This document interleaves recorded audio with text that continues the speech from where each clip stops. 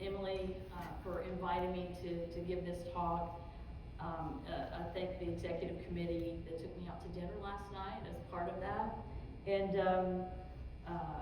I want to give a special shout out to Michelle Haverland for helping to get this all set up, because we had to make a quick change this afternoon. So thank you, Michelle. I think I will owe you a glass of wine. And I want to thank my friends who are here, former classmates, and just all of you here this afternoon. When Emily asked me to give this address, I was verklempt. And I'm sure I wanted to bring the Nakas and Reuben. Because the SAWH has really been a favorite organization of mine, and one from which I built a network of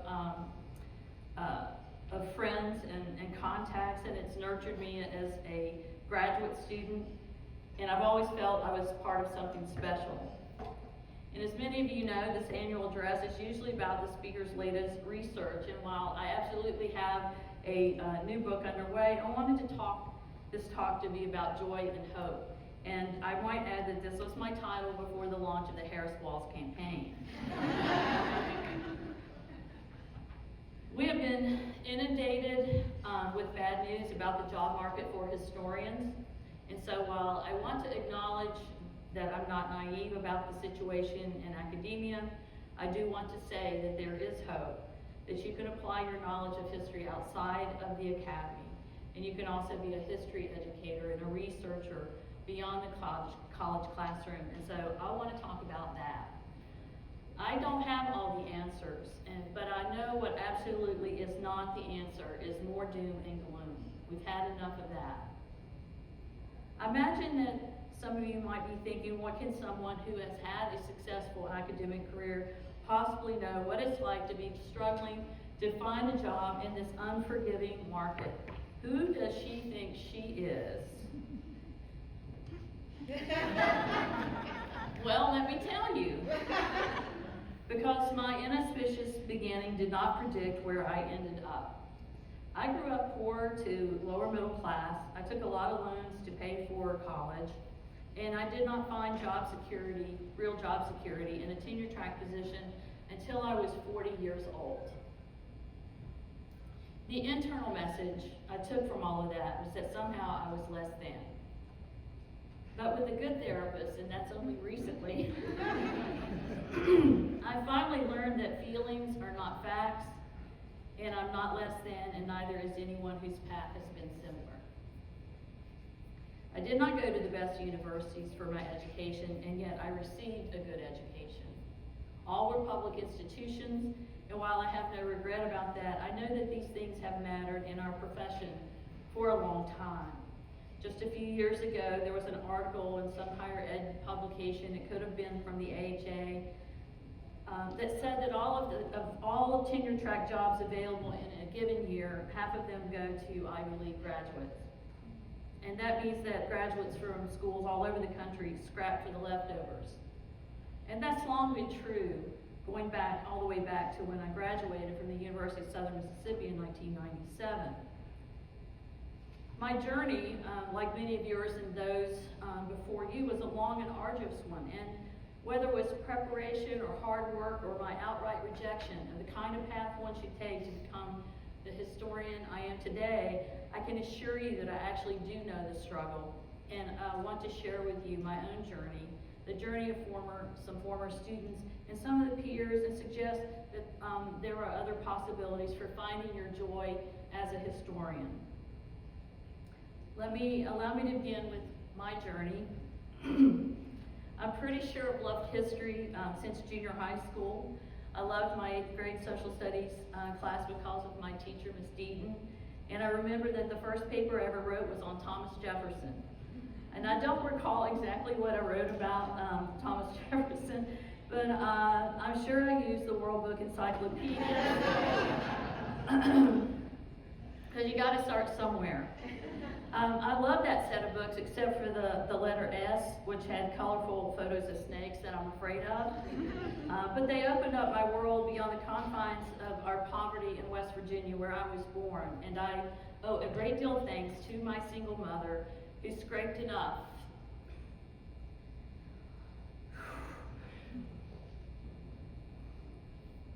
I'm sorry.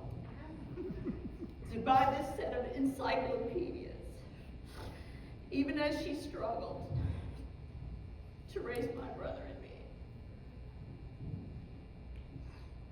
It was a good investment. Like many of you, I survived coaches who taught history in high school before I headed off to college. Appalachian State. I had a great time that one year I was there. And I pretty much flunked out of everything except my history classes. And it was there that I took some eye-opening European history courses, though, with Dr. Jim Winders, who I'm sure was high a lot of the times he taught. And it was in those classes where I learned about social history, history from the ground up, and that captured my interest, and it continues to do so to this day. But because I did so poorly in my other classes, although I got an A in partying, I had to head back home. And so I went on hiatus from college after that, and I worked as a secretary because I could type 80 words a minute. And then after 2.5 years of working in that capacity, I decided that I was smarter than the men I was working for, and I enrolled at UNC Greensboro. Although I'd still take temp jobs to make money, and even during spring break when other students were at the beach. Still, I had no family financial support because I took very little financial aid initially. I continued to work about 25 hours a week until I decided I was just going to focus, and I borrowed more money just to finish the degree. And at one point I received a letter from UNCG, this was before email, telling me that I needed to declare a major before continuing beyond the general education courses. And I remember thinking, well, what classes do I enjoy most? It turns out the courses in women's history and family history. And so I declared for history, and I haven't turned back. I promised 80s hair. I remained at UNCG and stayed for a master's degree in history. And those first graduate classes really scared me because they were such a giant step up from the undergraduate courses I'd taken. And I blame Bill Link for that. He's here. I don't know, saw him earlier. During my time at Greensboro, I found myself interested in working in a museum setting, and I became a weekend volunteer giving tours of House Museum, the next county over. And then I completed an internship there, and a second one with something called the North Carolina Women's History Project. And after graduation, I took my very first professional job as a historian at the Museum of the Cape Fear in Fayetteville, North Carolina, a lovely place that I needed to escape from a couple years later. But it was 1988, and I was pulling down a $19,000 a year. And personally, it was a challenging place to live, but professionally I learned and experienced what it meant to be a public historian, the kind of historian who inhabits a space between academia and the general public. And I worked on exhibits ranging from the history of model trains to the history behind Civil War flags and uniforms, and surprise, surprise, I had to fight to add a panel that said women sewed the flags in the uniforms. And then I also curated an exhibit on Black women's occupations in which I got to interview Maddie Sparks, who opened her salon with a small personal loan since banks did not lend to Black entrepreneurs, and on and on. And so that experience really influenced my work as a historian to consider visual and material culture as part of the archive that we work with. Still, I couldn't shake the belief or hope that I wanted to earn a PhD, and as I know so many have. And importantly, it was while working at that museum where I discovered the United Daughters of the Confederacy and the kernel of what would become my first book. I began applying to doctoral programs and was turned down or accepted without funding, which that was not possible for someone who had to pay their way through both a bachelor's and a master's program. Perhaps because I was casting about At the end of my second year in Fayetteville, I decided it was time to leave, and I took a contract position in special collections back at UNC Greensboro, and I continued my pursuit of a PhD, and that was in 1990. At some point, I don't know if anybody in here attended this meeting. Some of you probably did. There was a small symposium on North Carolina women's history held in Raleigh, and I applied to be on the program. And they had this lightning round where young scholars could present for 5 minutes. I'm not joking, just 5 minutes on a topic they were working on. And I presented on the North Carolina Confederate Women's Home, which I'd learned about while working at the museum. And I was really nervous. And this is what I wanted to do. And I heard Dorothy Sproul Redmond speak. She was so good on Somerset Homecoming, her work, as well as Jackie Hall for the first time. It was also at this meeting where I first crossed paths with Catherine Clinton. I didn't meet her then, but I was familiar with her book, The Plantation Mistress. Anyway, it was there where I first heard her speak, and my outstanding memory of that talk was her reference to the patriarchy as the penarchy, and the matriarchy as the mamarchy, and thus cementing her place in the pantheon of historians who have made an impression on me. As fate would have it, that little conference was also the place where I met Marjorie Sproul. Bill Link suggested that I meet her. Now, my confidence had taken a beating during the application process to doctoral programs, including someone who laughed at me when I shared with her my GRE scores, someone I had hoped to work with, and it was demoralizing, to say the least. And then I met Marjorie, who, after I introduced myself to her, cheerfully turned to me and said, "Come work with me." Now, you have to understand, I was advised by none other than the historian Melton McLaurin, the author of Celia a Slave, not to go there, not to go any place in the South or the Deep South. I'll go north or go west, but don't go south. But like so many students I've met who wanted to pursue a PhD, I ignored his admonition. I applied anyway. And I was accepted, but damn it, I didn't get funding. And that was awful. And then a miracle occurred. Exactly 3 weeks before the semester began, I received a phone call from the department chair offering me a teaching assistantship to come to Hattiesburg at the University of Southern Mississippi, where I would study with Marjorie. 3-week notice. But there was no hesitation on my part. I had a little Isuzu truck at the time, a red one like my Papa Cox drove, and I bought a camper top for that, and I rented a U-Haul, and I went down to Hattiesburg. I'd been living for several years in North Carolina. I'd never been to the Deep South, so Mississippi was something else. I literally went there sight unseen, and I went there with some trepidation because, you see, I had just come out, and I feared having to go back into the closet. It was 1991, and so much was about to change for people like me, but I didn't know it yet. Southern Miss and Hattiesburg turned out to be a wonderful experience for me personally, and I had the best mentors. In addition to Marjorie, there was Neil McMillan, who had just won the Bancroft Prize for Dark Journey, Chuck Bolton, who's here. I'm very indebted to Chuck for helping me prep for my doctoral exams. Thank you again, Chuck. I also found a community there, both gay and straight, many of whom have become lifelong friends. Again, while there was another naysayer like Melton McLaurin. This one was named Bradley Bond, a junior faculty member in the department. And he had the gall to tell me that I'd never find a job. A professor from my own department.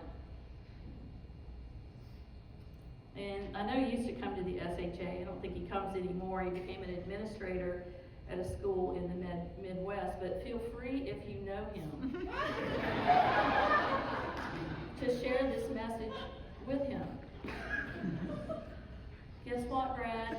I'm up here and you're not.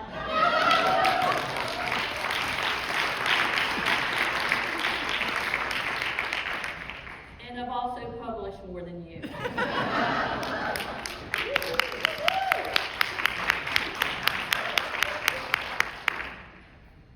And as a side, I think it's worth saying, there's nothing like the confidence of a mediocre white man. But prepare yourself to encounter them while you pursue your careers. Ignore them as much as you can, and if you make it into academia, know that many of them have become administrators. No offense to the administrators, but you know. You all know what I'm talking about. And I said what I said. I spent a little more time in Hattiesburg than I planned, but in 1997 I graduated, and surprise, I accepted a tenure track position at Murray State University, which, if you don't know, is located west of Western Kentucky University. That's right. Some people like it, I didn't. It was a 4-4 teaching load, 3 of which were world history surveys. You hear that, right? World history, and I'm a post-Civil War South historian. And I was teaching both halves of world history, 40 students a class, 160 students a semester, no teaching assistant to help grade.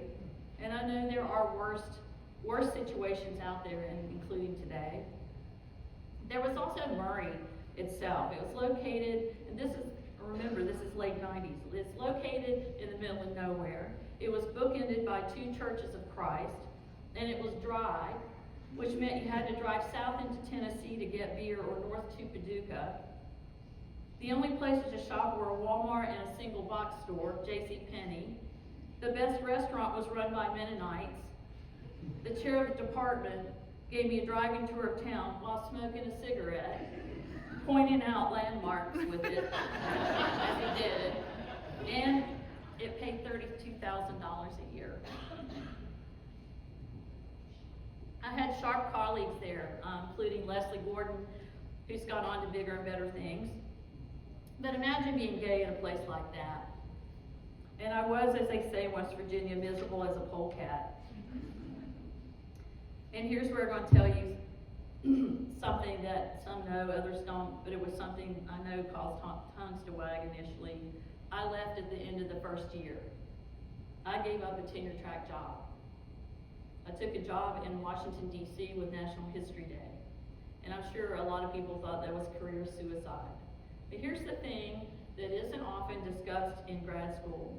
While a tenure track position is supposed to be the brass ring, there's nothing that requires you to live in misery just to have it. No one talks about that, but they should. And so my advice for you is to not stay in a job that impoverishes your spirit or leads to depression. Your happiness and your mental health must be a factor in your decision making. Find your joy.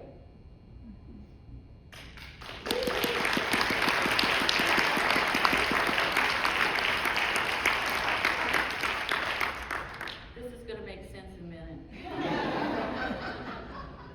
My mantra was, after completing my PhD, was I was going to be a historian no matter what that looked like. And working for National History Day was okay, but I was in development, so not exactly a historian, but history adjacent. And then I got fired. And when I asked the director why, she said, well, it just didn't work out. But there was no reason. I really didn't get a reason, but I'm pretty sure it was personal. But that was fine by me because that job was giving me acid reflux. I still had to pay bills though, and I found myself again in temp work, answering phones, typing things up, all of this with my PhD in hand. But I kept telling myself that I'd taken out too many college loans and was bound and determined to be a historian. You know, I did teach as an adjunct at George Mason University, or this is my ID. I knew that I've been collecting IDs. I thought, these are going to come in handy one day, and today is that day. Then I went to the Mississippi University for Women. Also an isolated place. I guess I had to learn my lesson. So I went back to D.C. after one semester. There were personal reasons, but been to North Mississippi. You know, with all due respect to Susanna Earl, I know you like it up there, but I couldn't hang. Because it's just not for everyone.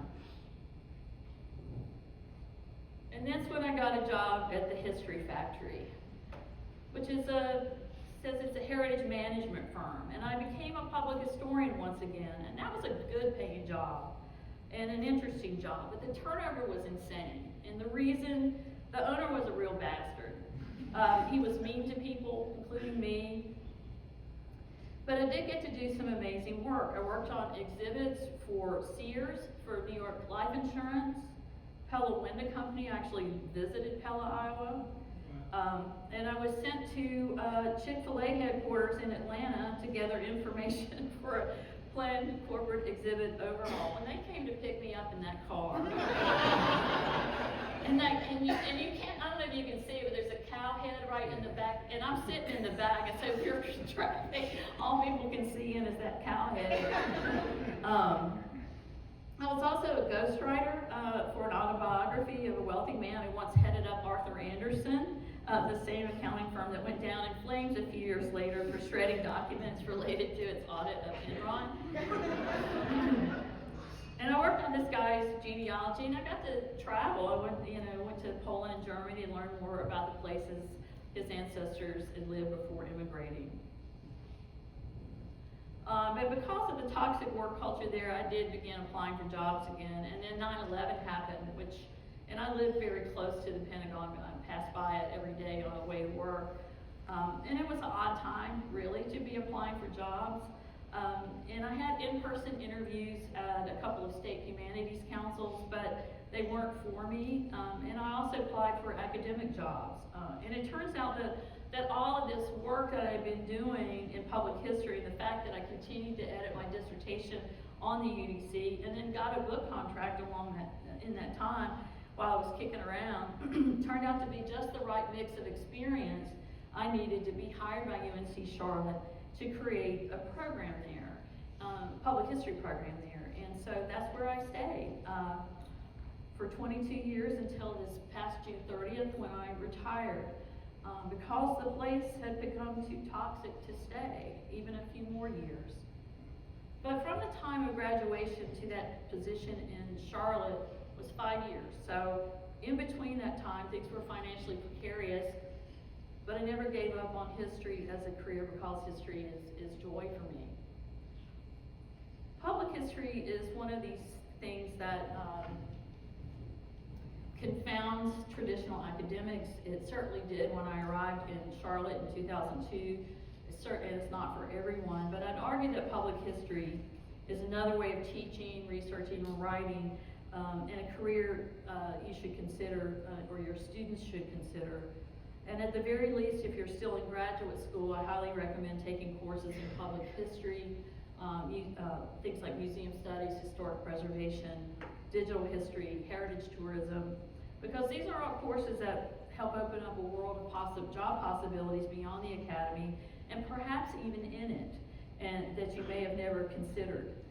It's a place where you can also find your history joy. So right now I want to move into talking through some examples of my former students, some of your peers, and what I want to point out along the way is this: where you start is literally just the beginning. Your trajectory does not end at the first place you take a job. And there is joy in variety. Brenda Tyndall, yeah, I love Brenda. Brenda began her career in Charlotte, and I've mentored Brenda when she was much younger. She probably could mentor me now. And she began her career there in Charlotte, curating the award-winning exhibit on the Brown decision, hosted by the Levine Museum of the New South. And she has degrees in Africana Studies, American Studies, and has completed her coursework toward the history PhD. But here's the thing, she's carved out a public history career without completing her dissertation. But to be honest right now, she doesn't have to. Having worked not only at the Levine Museum, she's also served as Director of Education at the Detroit Historical Society and the International African American Museum. And she then took a job as Executive Director of Harvard Museums of Science and Culture, and last year was named the first curator of Faculty of Arts and Sciences in 2023. I said, you know, when you become the director of the National Museum of African American History and Culture, don't forget me.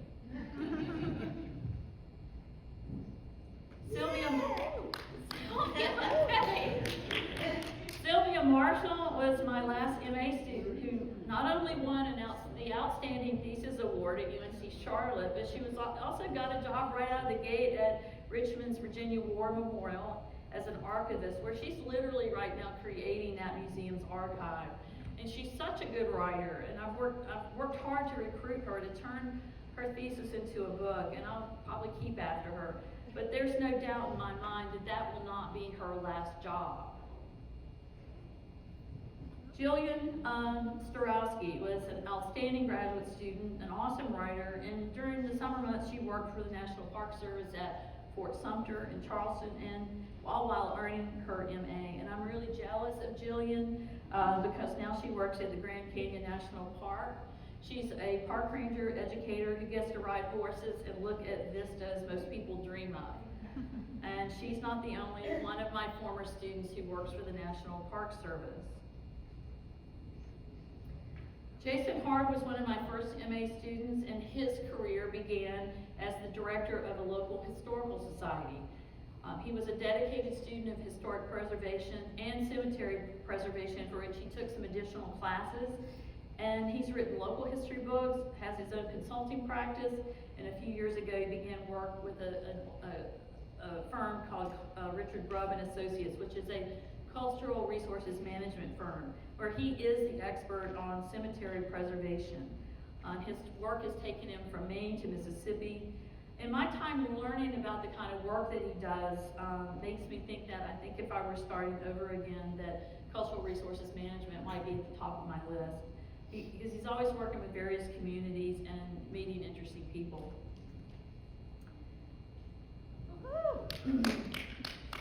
Nicole Moore, I'm proud of all my former students, but Nicole is really special. She'll tell you that I helped her become a public historian, and I'll tell you that she understood the assignment. Her story and her trajectory are instructive. She graduated with her MA in the middle of the 2008 recession. And I recall having lunch with her about what she should do. She had already been getting buzz for her blog, which was called Interpreting Slavery, Let's Talk About It. Her thesis involved developing an interpretive program on the enslaved Atlanta plantation in Mecklenburg County, and she's been a long-time member of a cohort of African American living history interpreters. And at the time she graduated, she was one of the few public historians really tackling this subject at historic sites, and it's something that she continues to do. I think within about a year she got a job with the Virginia Beach Museums. There's more than one. And after a few more years, she was hired in education at the National Center for Civil and Human Rights in Atlanta, later becoming the Director of Education, which is a position she still holds. Along the way, she stayed involved in the National Council of Public History. And this is important because I encourage graduate students to join professional organizations for the networking they offer. She won the new professional award, and in 2024 became Vice President of the National Council of Public History, and she'll be the President in 2025. I've told her more than once she's essentially earned her PhD and tenure through the work that she's done, and I believe that. I want you to think about this. Now, she graduated in 2008 and became the Vice President of the National Professional Organization in Public History in 2024. And that's a total of 16 years. If she'd gone into a PhD program, she would have conservatively spent 5 years completing the degree. And then if she got a tenure track job right out of, even out of a PhD, she'd spend another 7 years getting tenure. So we're up to 12 years. Of course, it's more likely she'd have to have a visiting professorship or a postdoc.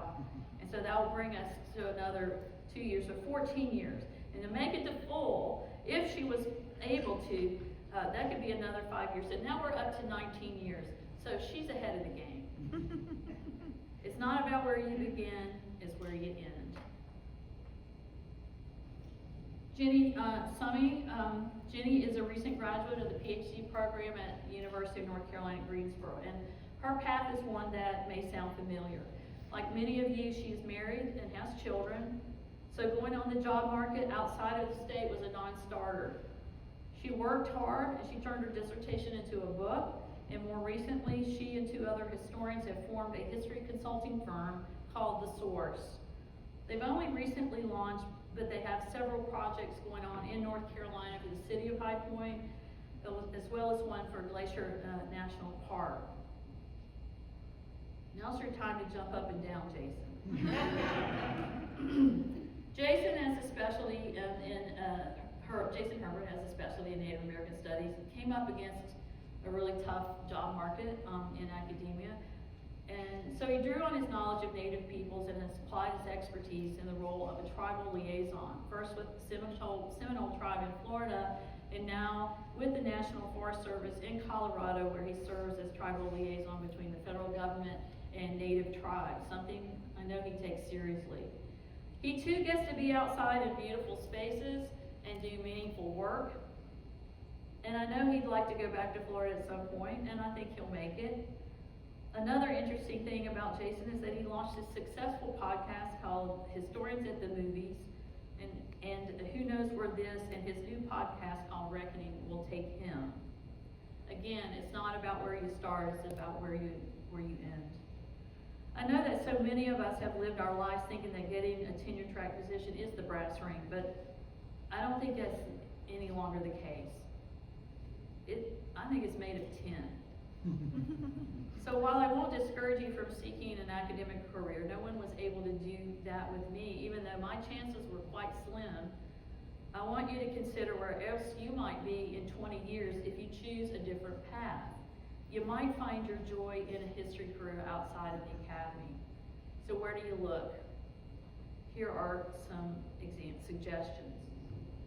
We can go to LinkedIn. Now, I recommend if you don't have an account on LinkedIn that you get one. It's not only a place for expanding your professional network, it's also a place where you can learn about and apply for jobs with your skill set, including that of a historian. These are just a few of the examples I've seen, and so there's ways in which you can apply your skill set there, and it's not just, so the federal government, there are federal government jobs, we'll talk about that in just a second. But that is the next thing, the federal government, federal, state, local government. Of course, the National Park Service hires a lot of historians just for projects, project-based things, and that was one that just came up in October, one of which is Women in the American Revolution study. So, if you're not in a tenure track position, but you have a PhD and you're looking for some meaningful work to apply your skill set, that's one. The one on the end just came up in Mecklenburg County in Charlotte. They're hiring a historian for Latta Plantation, and so that's one where I live. There's this page called The Professor Is Out on Facebook that now has 35,000 followers, which is an awful lot of unhappiness in the academy. People post about their desire to leave the academy or how they've achieved success once they left. The administrators on that page, though, offer career coaching, so that's worth checking out. And while there's some whiners on there are also success stories, and people are really good about sharing resources and advice on where to look for non-academic jobs. So I recommend you check that out.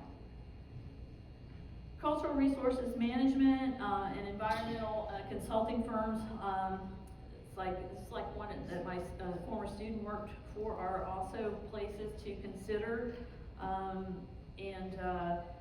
They usually, environmental firms usually need historians do research on sites that perhaps are going to need remediation at some point on a site where maybe some new building is going up.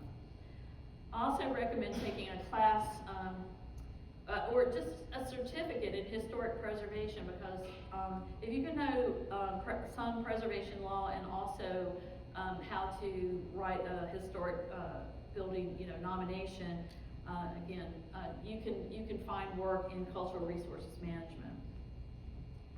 And then last of these is to not only, is for you to rely on your professional networks. There are a lot of them, and including, you know, your own advisors. They're part of that network as well. And also SAWH, which I'd like to segue into. I want to talk about this organization.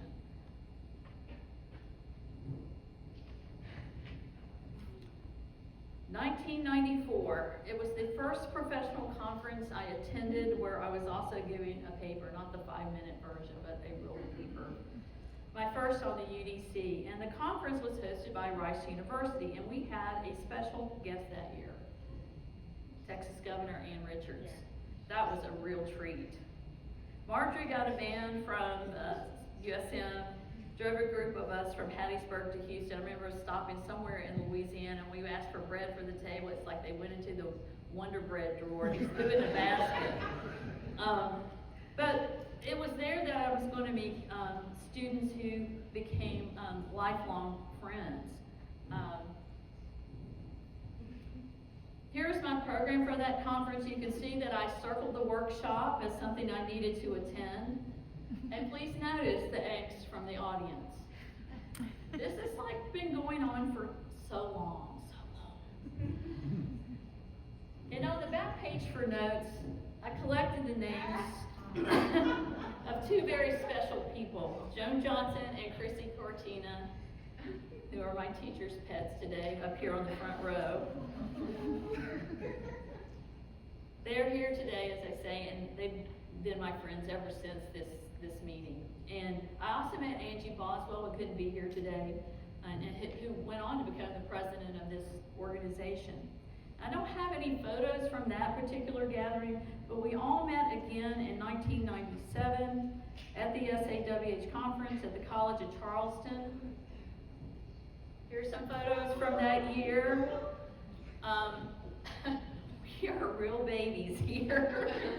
There's like Joan and I and Chrissy and Angie over there. And again, it's such a, I have a lot of, warm feelings about this organization. Joan and I were roommates, and here we are clowning around in the dorm room because we wanted to memorialize that stained chair. And I'm pointing to the non-existent artwork.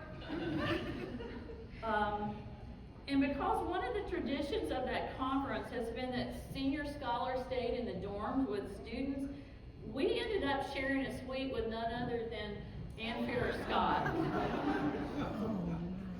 who was so important to establishing the field of Southern women's history. And meeting your academic heroes is just one example of what makes this organization special. There would be more conferences and friends, several who are pictured here. There's Shannon Freistek and Ann Rubin and Rebecca Montgomery, Alicia Long, Francoise, who I met at the SAWH at TCU at Fort Worth. And we are now the co-editors of a book series at UNC Press called Boundless South, which may not have happened had we not met at that conference. And so if you got a book, by the way, we were like interested in seeing your proposals.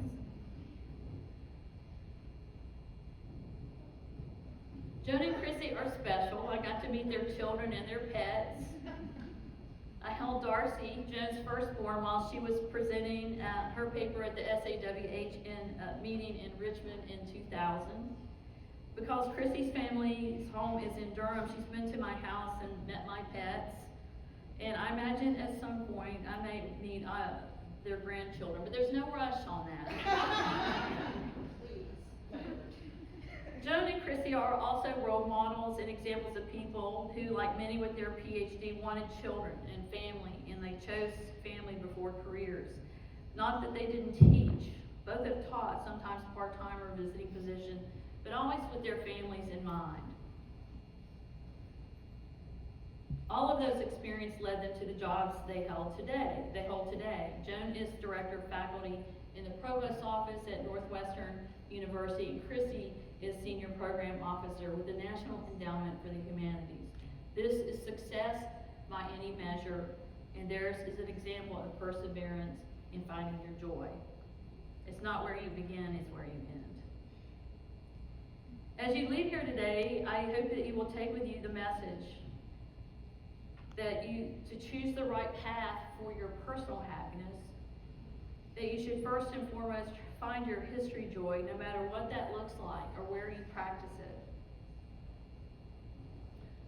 I also hope that if you're not a member of the SAWH that you'll join, and that you'll attend the triennial conference being held next June in Cookman in Orlando. It's Daytona Beach, right? Mm-hmm. Okay, where I predict that you're going to make lifelong friends. And to the leaders of the SAWH, I hope that you will consider offering sessions during SHA and our triennial meetings, not simply on how to get published, but also about careers beyond the academy in public history or the private sector.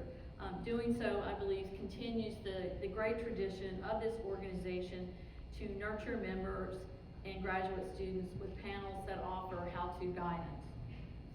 To my colleagues who are still in the academy, no matter how difficult days can become, I urge you to create boundaries for your own joy with family, friends, pets, and yes, your latest research. Lastly, I'm just a phone call away. You remember those? I still enjoy receiving them. I'm happy to chat with you. And I think I may have some cards here with my phone number on it. Thank you again, Emily, for asking me to give this talk. I thank the SAWH for being such a great organization. And as being in an organization, it's about the people. So thank all of you. And thanks to those of you who came this afternoon for listening. Thank you so much.